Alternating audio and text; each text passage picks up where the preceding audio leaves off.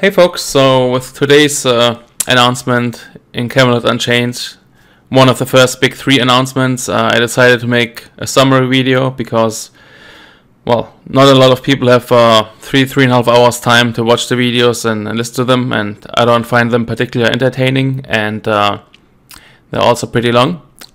So the TLDR, Too Long Didn't Read version, is they received a 7.5 million investment from former investors of back then from Dark Age of Camelot in Mythic times. CSC is still privately held corporation and not public, and Mark Jacobs is still the CEO. So I gathered some of the questions. I watched all the 3 videos. A lot of questions were repetitive, so what I deemed most informative and the best ones, I picked them out and gathered them for you guys. The first one is where does the money come from? This money is coming from a number of sources, including GF Capital in New York, Abandoned Entertainment, and some of the same people who invested back then with Mythic invested again, friends of the family and friends of the company, including Karen, Mark's sister. Nothing changes to Camelot Unchained. Thanks to the investment, they can speed up the game and the release, getting more people, getting more programmers, and they have activated more recruiters to find new people and programmers. This does not mean that without the investors the game would not have been released. It does only mean that it would still go as sluggish as you've seen in the past. They could not hire, they could not bring more people. The money now allows them to do that now. Investors are not going to come and ask, hey, we want to drive more revenue, can you do this and that for us? This will not happen. It was contractually set in. Second question, does the investment come with any cuts in quality, quantity, future development plans, or any other negative impact in customer perspective? 0. What they discussed all along is there will be no RMT, no loot boxes, no change of subscription model. They're still sticking on their foundation principles. Third question, will the increase in funds allow increase in server uptime? Yes. Fourth question, how much of the original Kickstarter money is remaining? 0. If the Kickstarter had failed, there would have not been any point investing any more into the game. Fifth question, what say do the new investors have over the game? None. They have set such rules in the contract with them. They only received a minority share, less than half the company. Just think of that like the 7.5 million they invested now in the company will be much more going forward into the future of the game. Sixth question, what will the investment be used for? Server uptime, migrating over to Google to save money, recruiting over more people to speed up the development and release of the game, afford more uptime. They are not using the money to expand the scope of the CU, so they're not gonna add any more unnecessary things just to be bigger and better.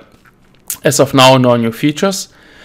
So mainly they're going to hire more people, do more tests. That does not mean hiring everyone and anyone.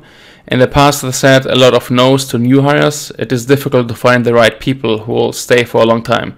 So it is better to find someone who shares their vision but might be not such a skilled developer, rather than a skilled developer who leaves after a month again. So the money went straight into the company, not in anyone's pocket. They're not gonna buy Ferraris, big houses, etc. Mark's joking, he couldn't retire and he doesn't want to. Seventh question, what area do you want to expand the most? Programmers, if they want to deliver this in schedule, they have to have more programmers. Eighth question, were they desperate for investment? No, they had a backup plan, it was nice and that this happened. Ninth question, does the game come to console? Yes, down the road, potentially with Cube and other games, but overall this is not the focus and not priority. The focus is Camelot Unchained for PC, Cube may be next year for the console. 10th question, in the first stream back then you confidentially said launch 2020. Can you comfortably say 2019 with confidence now? Yes, even though legally he has no obligation to tell us this, it's the right thing to do. They will hire enough programmers to speed up the delivery. The beta is intended to be fun, something you look forward to play, not forced to play. The beta will be announced by end of this month. This is also what has been discussed with the investors. Without the investors, they might have made 2020, but with them now, they can do 2019 even more realistically. Cube is not the focus at the moment. The focus is to get more programmers and to get Camelot Unchained delivered. 11th question. What attracted the investors? What made them buy in and give the money?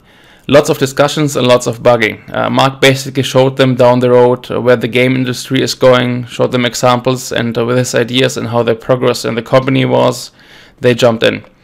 Are there going to be, 12th question, are there going to be any limitations if I live outside of the US to play with people from the US? No restriction between US and EU. There will be no deal with two publishers across two regions. So you can play with your friends overseas without any issues.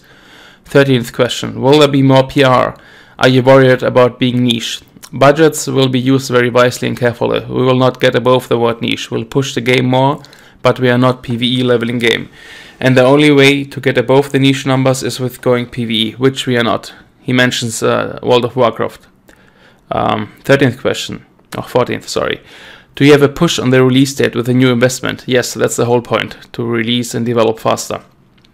Final question, Cube VR, as in virtual reality.